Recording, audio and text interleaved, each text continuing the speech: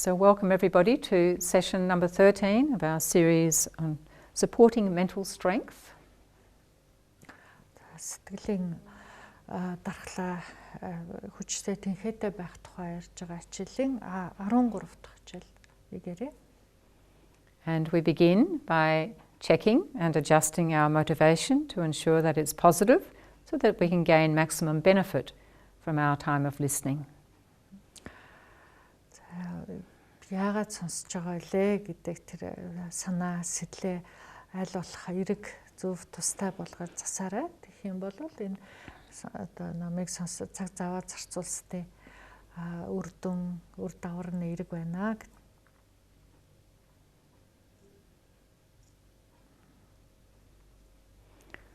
And so in this session we're going to talk about the quality of generosity. Well, we're going to start actually, and it's going to take us to the very end of the 15th session. There's a lot to say about generosity. За одоо энэ хичээлээс эхлээд өгөөмөр байх тухай ярья гэх юм. Тэгэхээр энэ одоо маш олон зүйлийг хэлж болох юм сэдв байна. So joy is increased when we make someone else happy, and I'm sure we've all had that experience at some time. Хэн нэг баяртай, жаргалтай болгосноор бид өөрсдөө баяр баясгалантай болтгоо гэж баяртай байдгаа гэж тэгэхээр энийг бид бүгдээрээ л мэдэх байх. So giving, so we're talking about genuine giving, not what we expect to get back, but giving for the sake of giving can be a source of happiness. And the opposite is true, that when we're tight and closed and miserly, then we tend to be miserable, unhappy. Өглөг өгөхөд тийм ээ өгөөмөр байхад энд бол хариу хүлээсэн тийм өглөгийг дурдсангүй бусдад жинхнэр чин сэтгэлээсээ өглөг өгснөөр өөрөө үргэлж жаргалтай байдаг. Өөрт үргэлж жаргал ирж идэг тийм ээ баяртай сайхан байдаг. Харин эсэргээр нь харам тийм ээ яаж өгөхгүй байх вэ гэсэн харамч нарийн ийм сэтгэлээс өөрт буцаад дандаа нэг таагүй хэцүү хүнд байдгаа. And I think this can be highlighted with a physical example that we have in our world of the Dead Sea in the Middle East, how it receives fresh water, but it has no outlet, so no water can pass out. Энийг бид нар бодтойгоор зөөрлөж болох юм бол нэг жишээ юу гэхлээр ойрхот орнодод байдаг сүнсэн тэнгис гэж байдаг тийм ээ. Тэгэхээр энэ тэнгис рүү гаднаас нь цэвэр ус цутгаж ордог боловч тэндээсээ гардаг урсгал байхгүй юм байна тийм ээ. So it receives beautiful water from all of the rivers, but that water stays in the sea, and after time it just becomes very unpleasant, bad water. За тэгээд энэ сүнсэн тэнгис рүү олон одоо урсгал ордог, цутгадаг боловч тэндээс ямар ч урсгал гардаггүй учраас тэр тэнгисийн ус нь өөрөө их давстай байдгийн юм тийм ээ. So this is why it's called the Dead Sea. It always receives but it never gives.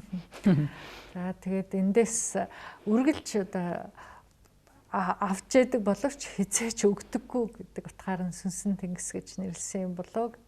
So I'm sure none of us want to be like the Dead Sea. Тэгэхээр бид нар ийм одоо байхыг хүсэхгүй гэдэг бол ойлгомжтой тийм ээ. So this example shows us the importance actually how it is important to give, to share, to be generous. It's a wonderful way to become more and more joyful. Тэгээд энэ жишээнээс харахад зэрэг бид нар бусдтай хуваалцаж, бусдад өгч байж л өөрсдөө бид жаргалтай байх юм байна гэдгийг харж болох юм. In a World Happiness Report in 2015, it was determined that one of the strongest factors of well-being worldwide is the quality of our relationships, and that generous behaviour seems to strengthen relationships across culture. 2015 онд хүмүүсийн одоо дунд явуулсан судалгааны үр дүнгээр бол хүмүүс жаргалтай байх хэсэг нь бол бусадтай харилцаа маань ямар байх вэ гэдгээс маш их хамаардаг байна гэж тийм ээ. Тэгээд бусадтай бидний харилцаа ямар байх вэ гэдэг, ойр байх уу, дотн байх уу гэдэг бол юу гэхээр харилцсан биендээ өгөөмөр байсан уугүй юу гэдгээс шалтгаалдаг байна. So another essential quality for our relationships. So if your relationship is a little bit stale, a little bit not going so well, then maybe this is one of the things you can look at. You know, is my behaviour generous? Doesn't matter what the other person's doing, but at least I can adjust my own behaviour, and it can make a big difference. За тэгвэл өөрийнхөө гэр бүлийн ч юм уу тийм ээ харилцааг хараад ингээд үзэхлээр зэрэг нэг л болж бүтэхгүй ч юм уу тийм ээ ойр биш байх юм бол би өгөөмөр байж чадаж байна уугүй юу гэдгээ нэг хараад үзээрэй гэж тийм нөгөө хүнээ шинжих биш харин өөрийгөө нэг шинжээд үзээрэй. So generosity is associated with better health and longer life expectancy. За өгөөмөр байдаг хүмүүсийн урт илүү тийм хүмүүс илүү урт насалдаг, эрүүл байдаг гэсэн тийм бас дүн гард юм байна. And even just thinking about being generous is said to increase the protective antibody immunoglobulin, number A, or A, a protein used by the immune system. So just thinking about being generous.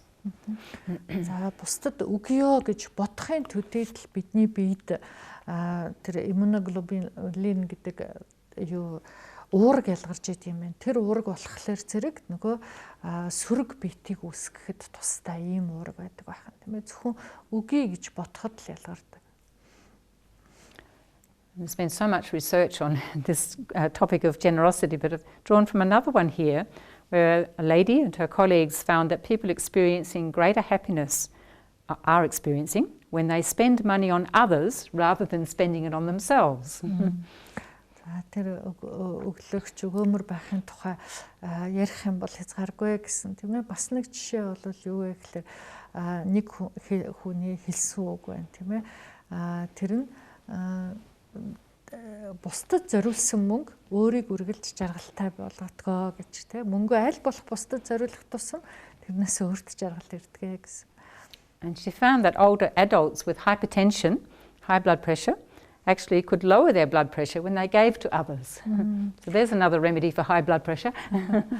За тэгээд тэр эмэгтэйд өөр дээрээ мэдэрсэн зүйлээ хуваалцсан юм байна тийм ээ. Тэгээд цааш нь үргэлжлүүлж ярахтаа ялангуяа настай хүмүүс бусдад өглөг өгөхлөөр, бусдад бэлэг өгөхлөөр зэрэг тэдний цусны даралт багасдгаа гэсэн тийм зүйлийг ажигласан юм байна. Тэгэхээр цусны даралт өндөртэй хүн болвол одоо бус бэлэг барьж болох нь шүү. Тэгэх юм бол даралт нь намсах нь. So generosity is not just about the money that we give. It's also about how we give our time. Өглөгч байна, өгөөмөр байна гэдэг бол зөвхөн одоо хөрөг мөнгөний тухай асуудал яриа биш шүү дээ гэж тийм ээ. Цаг заваа бид нар зарцуулж болно. And in happiness literature there is a lot of research on having a sense of purpose. And this is fundamentally about how we're able to contribute and be generous and supportive to others. За тэгээд дээр нь бид нар бусдыг элдв юмар жаргалтай байхад нь дэмжиж болно, тусдаа мөгч болно, тийм ээ. Хүнийг баяртай, жаргалтай байлгах юугаарч бид нар дэмжиж болох юм. How we can feel a value to others. How we can feel a value. So that was, continuing on from that, how we contribute, sense of purpose. Yeah. Бусдыг өөрийгөө одоо нэг зорилготой хүн юм аа гэж мэдрүүлэх тийм одоо тусыг ч үзүүлж болох юм байна. It's also reported that a high sense of purpose is connected to a 23% reduction in death from all causes, and that such people who have, this really good sense of purpose are half as likely to develop Alzheimer's disease.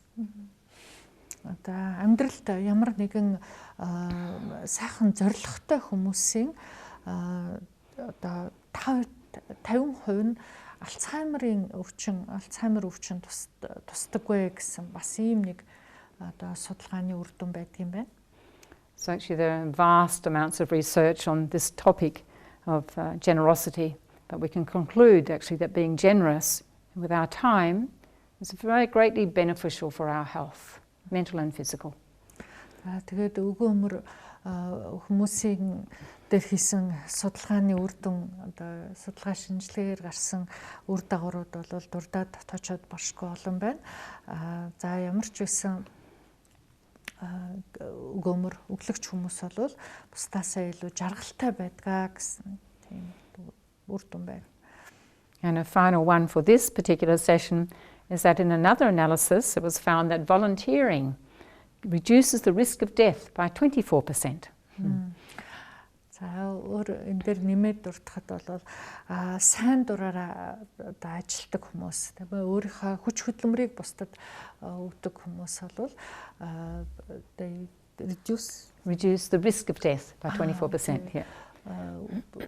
24% одоо тэдний үхлийн эрсдэл гэдэг тийм буурдгаа гэсэн байна. Okay, so we're going to draw this session to a conclusion. And again, just sit quietly for a short time, taking 3 deep breaths. Тогтун сайхан суугаад 3 удаа гүнзгий амьсгал авч гаргая.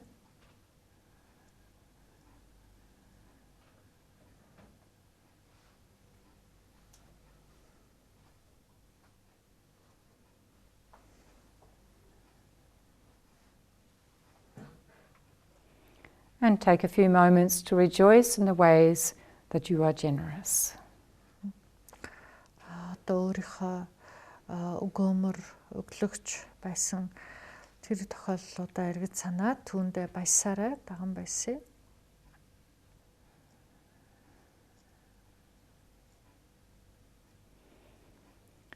And then dedicate our listening to the benefit of ourselves and others, and especially that we may always have the quality of generosity. Энэ хичээлийг сонссны хүчээр бид нар үргэлжид бусдад өглөгч өгөөмөр байж байх болтугай гэж зориулъя. Thank you very much.